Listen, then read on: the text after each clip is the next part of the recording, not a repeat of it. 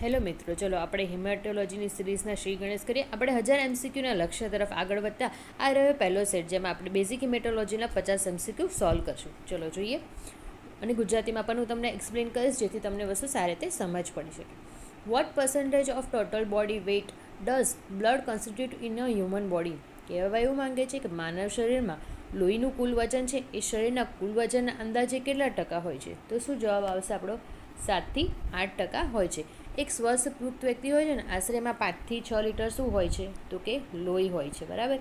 જેથી તેના કુલ વજનના 7 થી 8% હિસ્સો એ ધરાવે છે. આગળનો પ્રશ્ન જોઈએ. સેકન્ડ પ્રશ્ન, vote is the liquid part of blood cold? લોહીના પ્રવાહીના ભાગને શું કહેવામાં આવે છે? તો એને આપણે પ્લાઝ્મા કહીએ છીએ. લોહીના કુલ કદના 55% લગભગ પ્લાઝ્મા છે, જેમાં પ્રાણી, પ્રોટીન અને ક્ષારો હોય છે. બાકીના 45% જે છે એ કોષોનો હોય છે. What is the approximate percentage of water in a plasma? પ્લાઝ્મામાં પાણીનું પ્રમાણ અંદાજે કેટલું હોય છે? તો 90 થી 72% હોય છે. પ્લાઝ્મા મુખ્યત્વે પાણી હોય છે, જ્યારે બાકીના 8 થી 10% હોય છે એમાં બીજા બધા હોય છે, જેમ કે આલ્બ્યુમિન હોય છે, ગ્લોબ્યુલિન હોય છે, ફાઇબ્રિનોજન જેવા પ્રોટીન્સ હોય છે. આગળ જોઈએ. Which of the following proteins helps in a blood clotting? નીચેનામાંથી કયું પ્રોટીન છે લોહી ગંઠાઈ જવાની પ્રક્રિયામાં મદદરૂપ થાય છે? તો એ ફાઇબ્રિનોજન મદદરૂપ થાય છે. ફાઇબ્રિનોજન છે એ પ્લાઝ્મામાં રહેલું એક ક્લોટિંગ ફેક્ટર છે. જો પ્લાઝમામાંથી ફાઇબ્રિનોજનને આપણે દૂર કરીએ તો બાકી રહેલા ભાગને આપણે સીરમ કહીએ છીએ. What is the scientific name of red blood cells? લાલ રક્તકણોને વૈજ્ઞાનિક રીતે કયા નામે ઓળખવામાં આવે છે? તો એરિથ્રોસાઇટ્સ. એરિથ્રો એટલે શું થશે? લાલ, અને સાઇટ્સ એટલે કોષો. તેવી જ રીતે સફેદ કોષોને આપણે શું કહીશું?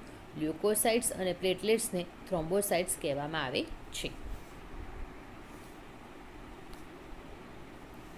આગળ જોઈએ. What is the normal RBC count in a adult male? પુખ્ત પુરુષમાં આરબીસીની સામાન્ય સંખ્યા કેટલી હોય છે? તો 4.5 to 5.5 million CU per mm. સ્ત્રીઓમાં મુખ્યત્વે પુરુષની સંખ્યાની સરખામણી છે ને થોડીક ઓછી હોય છે, એટલે એમાંથી 4 થી 5 મિલિયન હોય છે. What is the shape of RBC? આરબીસીનો આકાર કેવો હોય છે? તો દ્વિઅંતર્ગોળ એટલે બાયકોન્કેવ હોય છે. બાયકોન્કેવ હોવાને કારણે આરબીસીનું સપાટીનું શું વધે છે? તો કે ક્ષેત્રફળ વધે છે, જે ઓક્સિજનના વહનમાં જ્યારે ગેસ એક્સચેન્જ થતો હોય છે ત્યારે મદદ કરે છે. આગળ છે. Which of the following cells does not have a nucleus? નીચેનામાંથી કયા કોષોમાં કોષ કેન્દ્ર હોતું નથી? તો મેચ્યોર આરબીસીમાં હોતું નથી. મનુષ્યના પુખ્ત આરબીસીમાં ન્યુક્લિયસ હોતું નથી, જેથી હિમોગ્લોબિન માટે વધુ જગ્યા મળી રહે છે. અપવાદ રૂપે તમારે યાદ રાખવાનું છે કે ઊંટ અને લામાના આરબીસીમાં ન્યુક્લિયસ હોય છે. એ વસ્તુ તમે યાદ રાખજો. ચલો આગળ જોઈએ. Which organ is known as a graveyard of RBCs? શરીરના કયા અંગને આરબીસીનું શમશાન કહેવામાં આવે છે? તો બરોળ એટલે સ્પ્લીન. 120 દિવસ પછી વૃદ્ધ થયેલા આરબીસી બરોળમાં જઈને નાશ પામે છે. આગળ જોઈએ. Which test is used to measure the ratio of blood cells to plasma? રુધિર કણો અને પ્લાઝમાના ગુણોત્તરને માપવા માટે કયો ટેસ્ટ કરવામાં આવે છે? તો આપણે પીસીવી એટલે પેક સેલ વોલ્યુમ અથવા હેમેટોક્રેટ ટેસ્ટ કરીએ છીએ. પીસીવી શું દર્શાવે છે કે લોહીમાં રહેલા કોષોનો હિસ્સો કેટલા ટકા છે, અને અનિમિયા દરમિયાન આ ટેસ્ટ ખૂબ મહત્વનો હોય છે. What is the process formation of RBCs called? રક્તકણોના નિર્માણની પ્રક્રિયાને કયા નામે ઓળખવામાં આવે છે? તો આપણે એને એરિથ્રોપોએસિસ કહેવામાં આવે છે. પોએસિસ એટલે શું? તો કે નિર્માણ થવું. આરબીસીના નિર્માણ માટે એરિથ્રોપોએટિન નામનું હોર્મોન જવાબદાર છે, જે મુખ્યત્વે કિડનીમાંથી સ્રવે છે. What is the conditional called when RBC count increase abnormally? લોહીમાં આરબીસીની સંખ્યા સામાન્ય કરતાં વધી જાય છે તો તે સ્થિતિને શું કહેવામાં આવે છે? તો પોલિસાયથેમિયા. જ્યારે શરીરમાં આરબીસીનું પ્રમાણ વધે તો અસાધારણ રીતે વધી જાય છે ત્યારે લોહી ઘટ બને છે, એને પોલિસેથેમિયા કહેવામાં આવે છે. What is the main function of ડબલ્યુબીસીસ? ડબલ્યુબીસીસ એટલે સફેદ રક્તકણો.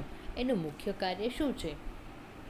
તો કે પ્રોવાઈડ ઇમ્યુનિટી, શરીરને રોગપ્રતિકારક શક્તિઓથી રક્ષણ કરવું.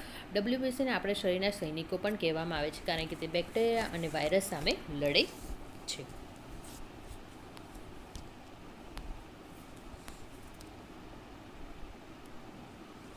Vote is normal WBC count in adults?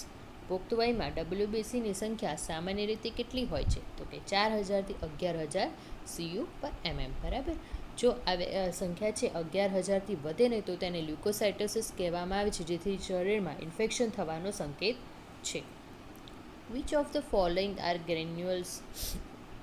નીચેનામાંથી ડબ્લ્યુબીસીના કણો જે છે એમાં ગ્રેન્યુલોસાઇટ્સના પ્રકાર કયા છે? તો ન્યુટ્રોફિલ્સ, ઇઓસિનોફિલ્સ અને બેઝોફિલ્સ. જે કોષોના સાઇટોપ્લાઝમ કણોમાં જોવા મળે છે તેને ગ્રેન્યુલોસાઇટ્સ કહેવામાં આવે છે. આગળ જોઈએ. Which WBC is most active against the bacterial infection? Bacterial infection સામે લડવામાં કયા ડબ્લ્યુબીસી સૌથી વધુ સક્રિય હોય છે? તો ન્યુટ્રોફિલ્સ સૌથી વધુ સક્રિય હોય છે. ન્યુટ્રોફિલ્સની સંખ્યા વધુમાં વધુ છે ને 50થી 70% જોવા મળતા ડબ્લ્યુબીસીમાં હોય છે અને તે ઇન્ફેક્શનની સામે પ્રથમ લાઇન છે. આગળ જોઈએ. Which cells increase in allergy and parasitic infections? Allergy અને પરોપજીવી ચેપ દરમિયાન કયા કોષોની સંખ્યા વધતી જાય છે? તો ઇઓસિનોફિલ્સની વધતી જાય છે. લોહીના રિપોર્ટમાં જ્યારે ઇઓસિનોફિલિયા જોવા મળે છે ત્યારે આપણે ગણીએ છીએ કે તેને એલર્જી અથવા કૃમિના ચેપનું સૂચન થયું છે. Which WBC is large in size? કયા ડબ્લ્યુબીસી કણો કદમાં સૌથી મોટા હોય છે? તો મોનોસાઇટ્સ. મોનોસાઇટ્સ એ સૌથી મોટા શ્વેત કણો છે જે પાછળ પેશીઓમાં જઈને મેક્રોફેજીસમાં રૂપાંતર થાય છે. What is average life span of platelets? પ્લેટલેટ્સનો સરેરાશ આશરે આયુષ્યકાળ કેટલો હોય છે? તો 8 થી 11 દિવસ. પ્લેટલેટ્સ ખૂબ ટૂંકો જીવન ધરાવે છે અને તે સતત નવા બનતા રહે છે. What is conditional con when platelet count decrease? લોહીમાં પ્લેટલેટની સંખ્યા સામાન્ય કરતાં ઘટતી જાય છે તો તે સ્થિતિને શું કહેવામાં આવે છે? તો થ્રોમ્બોસાઇટોપેનિયા. ડેન્ગ્યુ જેવા રોગો પ્લેટલેટ્સ ઘટી જાય છે, જેને મેડિકલ ભાષામાં થ્રોમ્બોસાઇટોપેનિયા કહેવામાં આવે છે. What is process of platelet information called? પ્લેટલેટ્સના નિર્માણની પ્રક્રિયાને શું કહેવામાં આવે છે? તો થ્રોમ્બોપોએસિસ. પ્લેટલેટ્સનું નિર્માણ બોન મેરોમાં રહેલા મોટા કોષો એટલે મેગાક્રેઇનોસાઇટ્સમાંથી થાય છે. Which blood cells contain haemoglobin? લોહીના કયા કોષોમાં હિમોગ્લોબિન નામનું પ્રોટીન આવેલું હોય છે? તો આરબીસી. હિમોગ્લોબિન એ આયર્ન કન્ટેનિંગ પ્રોટીન છે જે ઓક્સિજનના વહન માટે જવાબદાર છે. લોહીનો લાલ રંગ આ પ્રોટીનના લીધે જ થાય છે. What is the protein part of haemoglobin called? હિમોગ્લોબિનમાં રહેલા પ્રોટીન ભાગને શું કહેવામાં આવે છે? તો ગ્લોબિન. હિમોગ્લોબિન 2 ભાગનું બનેલું હોય છે. પહેલું હોય છે એનો હિમ એટલે આયર્ન ભાગ અને બીજું છે ગ્લોબિન એટલે એનો પ્રોટીનનો ભાગ.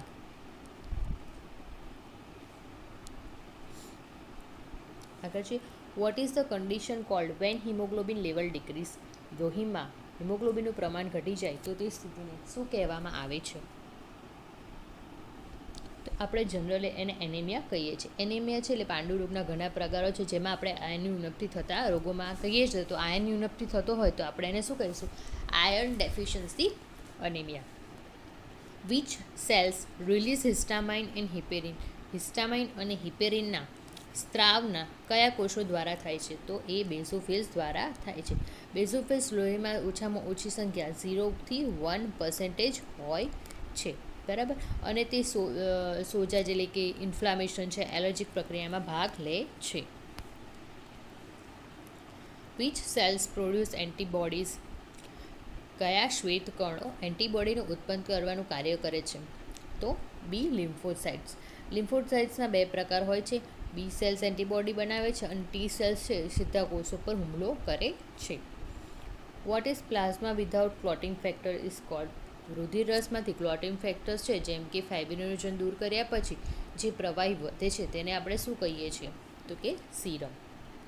યાદ રાખવાનું સીરમ કેવી રીતે? તો સીરમ ઇઝ ઇક્વલ ટુ શું થશે? હું શોર્ટ ફોર્મમાં લખું છું, પ્લાઝમા માઇનસ ક્લોટિંગ ફેક્ટર. એટલે સીરમ ક્યારેય ગંઠાતું નથી, કારણ કે ક્લોટિંગ ફેક્ટર ત્યાંથી રિમૂવ કરી દીધું છે આપણે. આગળ છે which organ act as a blood filter, નીચેનામાંથી કયું અંગ શરીરનું લોહીનું ફિલ્ટર તરીકે કામ કરે છે? તો સ્પ્લીન, અથવા એને શું કહીશું આપણે બીજું બરોળ. સ્પ્લીન માત્ર આરબીસીનું શમશાન જ નથી, પણ તે લોહીને ફિલ્ટર કરી બેક્ટેરિયાના જે જૂના કોષો છે એમને પણ દૂર કરે છે. Which organ regulates blood glucose level, લોહીમાં ગ્લુકોઝનું પ્રમાણ જાળવી રાખવા માટે કયું અંગ મુખ્ય ભૂમિકા ભજવે છે? તો યકૃત એટલે કે લીવર. લીવરને વધારાના પ્રકારના ગ્લુકોઝને ગ્લાયકોજન તરીકે સંગ્રહ કરે છે અને જરૂર પડે ત્યાં ફરી લોહીમાં મુક્ત કરે છે. આગળ જોઈએ, what is the full form of TLC? Investigation દરમિયાન વપરાતા ટીએલસીનું પૂરું નામ શું છે? તો ટોટલ લ્યુકોસાઇટ કાઉન્ટ. લ્યુકોસાઇટ એટલે ડબ્લ્યુબીસી શરીરમાં સફેદ કોષોની સંખ્યા માપવા માટે ટીએલસી ટેસ્ટ વપરાય છે. Which WBC is most abundant? શ્વેત કણોમાં સૌથી વધુ સંખ્યામાં કયા કોષો જોવા મળે છે? તો ન્યુટ્રોફિલ્સ. ન્યુટ્રોફિલ્સ ડબ્લ્યુબીસીમાં અંદાજે 40થી 75% જેટલા જોવા હોય છે, અને જ્યારે બેઝોફિલના સૌથી ઓછા એટલે 0 to 1% હોય છે. આગળ જોઈએ, what is the normal haemoglobin range in adult females? પુખ્ત સ્ત્રીમાં હિમોગ્લોબિનની સામાન્ય રેન્જ કેટલી હોય છે? તો 12થી 15.5 ગ્રામ પર ડેસીલીટર. પુરુષોમાં સ્નાયુબંધ શરીર અને એન્ડ્રોજન હોર્મોનના કારણે હિમોગ્લોબિનનું પ્રમાણ સ્ત્રીઓ કરતાં થોડુંક વધારે હોય છે. What is the average diameter of an RBC? 1 lakh રક્તકણ છે એનો સરેરાશ વ્યાસ કેટલો હોય છે? તો કે 7.2 માઇક્રોમીટર. આરબીસીનું કદ છે એ 7.2 માઇક્રોમીટર છે. જો આ કદમાં ફેરફાર થાય, નાના કે મોટા થાય, તો તેને એનિસોસાઇટોસિસ કહેવામાં આવે છે. આપણે આ વડીમાં જેમ આગળ જઈશું તેમ ટફ ક્વેશ્ચન લેતા જઈશું. પહેલાં ઇઝી ક્વેશ્ચન્સ આપણે સોલ્વ કરીશું. What is condition called when RBC count falls below 4000? લોહીમાં ડબ્લ્યુબીસીની સંખ્યા જો 4000થી ઘટી જાય તો તે સ્થિતિને આપણે શું કહીશું? તો કે લ્યુકોપેનિયા. વાયરલ ઇન્ફેક્શન છે, જેમ કે ગણીએ તો લાઇક એઇડ્સ છે, ટાઇફોઇડ છે, અથવા અમુક દવાઓને આડઅસરના લીધે ડબ્લ્યુબીસી ઘટી જાય છે. What is the condition with abnormal increase in immature ડબ્લ્યુબીસીસ? લોહીમાં અપક્વ એટલે ઇમેચ્યોર ડબ્લ્યુબીસીની સંખ્યામાં અસાધારણ વધારો થાય તો તેને શું કહેવામાં આવે છે? તો લ્યુકેમિયા એટલે બ્લડ કેન્સર. લ્યુકેમિયામાં બોન મેરો સાધારણ રીતે સફેદ કોષો બનાવે છે જે પૂરેપૂરી રીતે વિકસિત થતા નથી. આગળ છે, which instrument use to count blood cells? તો રક્તકણો ગણી શકાય તેવા સાધનને આપણે શું કહીએ છીએ? તો હિમોસાઇટોમીટર. હિમોસાઇટોમીટરનો ઉપયોગ લેબમાં મેન્યુઅલ રીતે કોષો ગણવા માટે થાય છે. Which cells become macrophages in tissues? લોહીના કયા કોષો શરીરની પેશીઓમાં જઈને મેક્રોફેજીસ તરીકે ઓળખાય છે? તો મોનોસાઇટ્સ. મોનોસાઇટ્સ સૌથી મોટા શું છે? તો કે ડબ્લ્યુબીસી. સૌથી લાર્જ સાઇઝના ડબ્લ્યુબીસી હોય એને આપણે મોનોસાઇટ્સ કહીશું. તે પેશીઓમાં દાખલ થઈને હાનિકારક કણોને ગળી જવાનું કાર્ય કરે છે.